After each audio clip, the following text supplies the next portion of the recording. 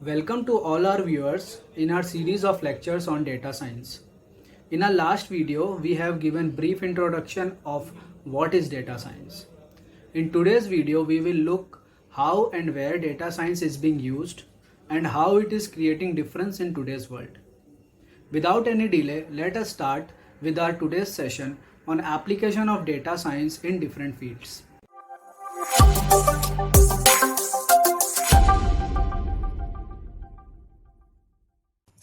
Applied field of data science. So where will you find data science in current situations? In which industries you will find that? So at first, let me talk about manufacturing. So in manufacturing, how data science will be used? So first one is predicting potential problems. So how can you predict potential problems? Earlier, in let's say SQC, in statistical quality control, maybe in fourth year we have a subject of that. So in that, what we have learned is, given let's say there is a turning operation happening, and if we want to find out whether that the product coming out of that machining process is defective or not. So what we have to do, we will be doing basic the measurement of that, right? The diameter, whether it is in control or not, specific given limits or not, right? But how data science can help, or how analytics can help here? So given all the inputs, means from the prior data, whatever we have, we have all the input parameters to that machining, right? And we have the output, and we have classified them as defective and non-defective, correct?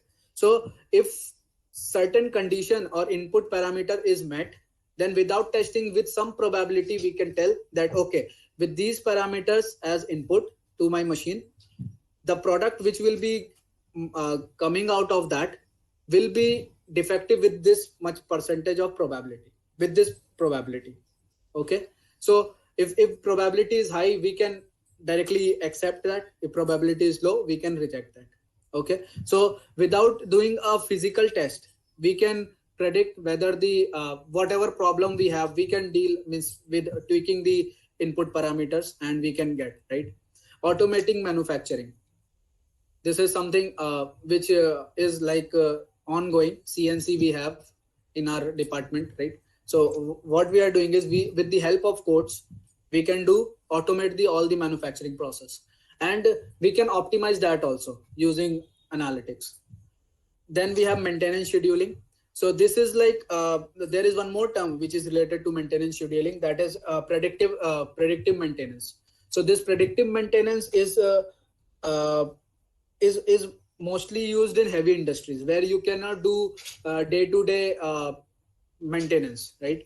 Like in aircraft industries, where you have very big engines. So while running, you cannot say that, okay, if there is some problem, so how to detect that, right? So with the current operating conditions, so how can a engine fail? So all the input parameters, if we have there, so if we are running for, let's say, 6 months this engine, so when can we require a next maintenance for that, actual maintenance for that we are predicting using this modeling and using data science. Okay, so that comes under manufacturing head. Second is transportation. So how data science is changing transportation? First one is self-driving cars. These are very hot topics in today's world, right? Tesla is doing very much. In last day session, Dada also something self-driving cars are coming up. So using data science. Again, self-driving cars, Tesla, whatever is using is, they are making algorithms such that sensors, using cameras and sensors, getting all the data, on-time data, and they can make judgment out of that, whether to apply a brake or not. If there is some obstruction in front of me, how to, or if there is something which is going with slower speed and you are moving with a higher speed, so you should slow down. So making decisions that model can do with very high accuracy. So in self-driving cars, we have that. Enhancing safety of passengers. So if there is, or on Google Maps, if you open a Google map, right, you will see that, okay, there is a red line. That means there is a lot of jam on that road. So that can predict, okay, if you want to go from one destination to other, this much is the estimated time which you will need, right? Okay, so in this there are many, plenty. So I am just giving the major ones which you can relate with. Okay, then we have e-commerce. First one is recommending system. Okay, so everyone I think uses Amazon, Flipkart, right? So in recommendation system, what we have, for example, I am searching for a mobile phone of, let's say, 15,000 range, in 15,000 range. So what Amazon will do is it will take up all the similar type of products and it will start showing me, right? Many of us encountered that also in other ads, and like on Facebook, if you scroll. So if you have similar type of products, if you have searched for, then they will start showing you similar type of things. So maybe you are interested in this, that's the heading which they give.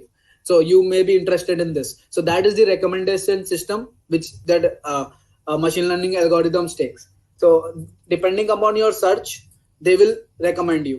Then analyzing reviews. So there are fake reviews also for a given product. So analyzing that, how a product is doing in market, how customers is feeling after using that product. So analyzing reviews also comes under e-commerce heading, and how taking reviews and classifying it maybe into bad or good. So that helps the manufacturer or the company who is providing that product to improve their products, right? So this helps. Next is banking. How data science is changing the banking scenario. First one is fraud detection. So nowadays we know that a lot of frauds is being happening in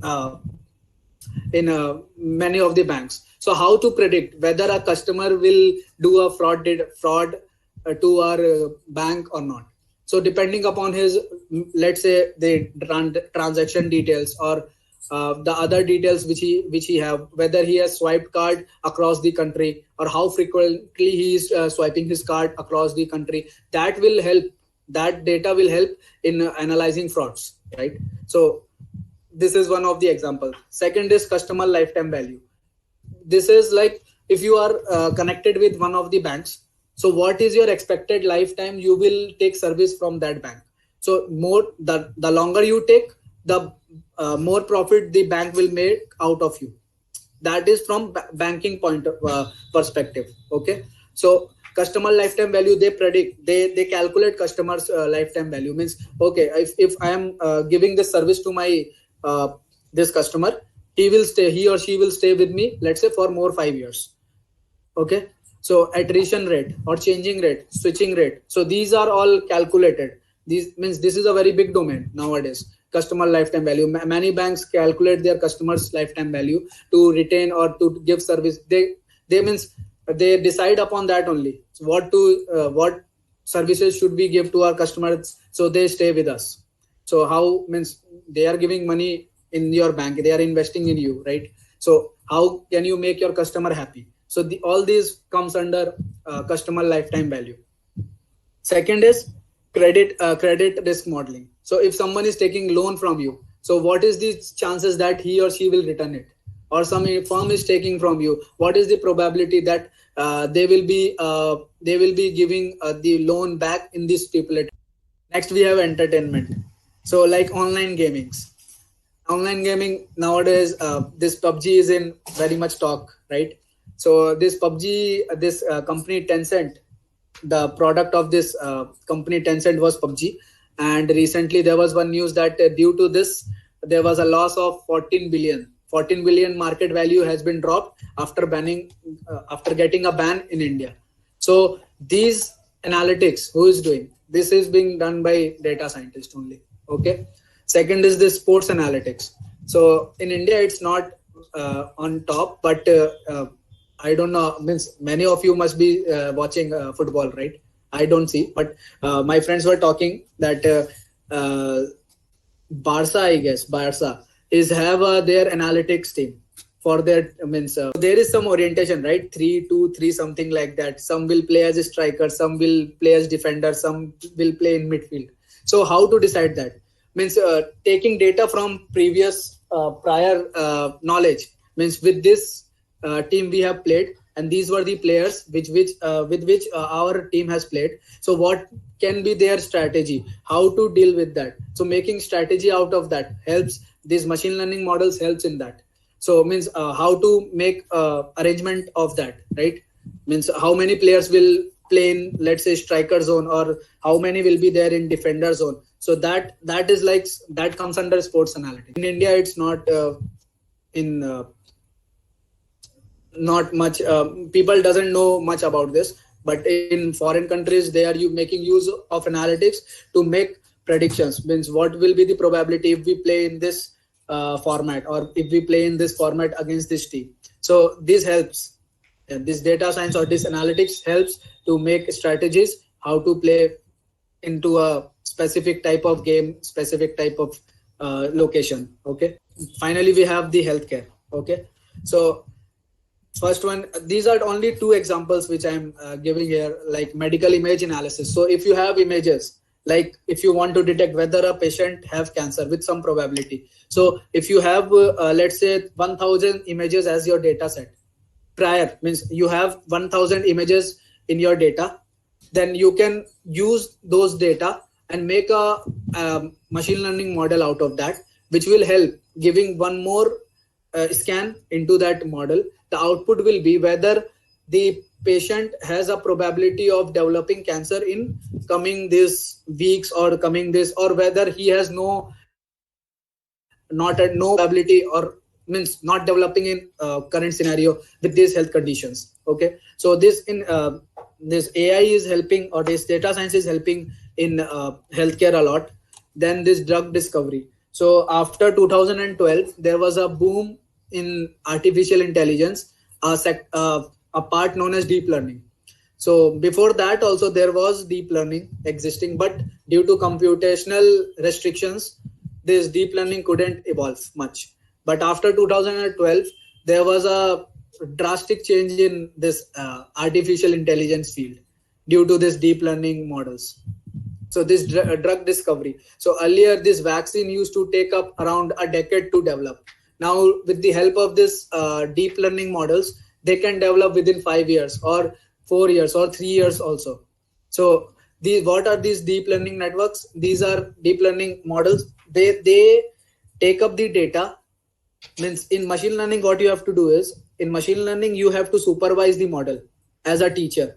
So you will instruct that model, okay, do this, then it will give you output. In deep learning, what is there? You just have to provide lot of data to that model. It will learn by itself that, okay, this parameter is being used crucially in this output. This parameter is not being used in this output. So that is not relevant to this data, means output. So in this manner, so you can do lots of cross examination within a very, very fractions of time. So this drug discovery means in pharma industries, this deep learning has given a very big breakthrough. Okay, so I have given only few, like six headings where we are using, or data science is changing the type of work. Okay, artificial intelligence is changing the work. If you liked our video, then please like, share and subscribe our channel. Also, if you have any questions or suggestions, please do leave a comment in the comment section below. Thank you.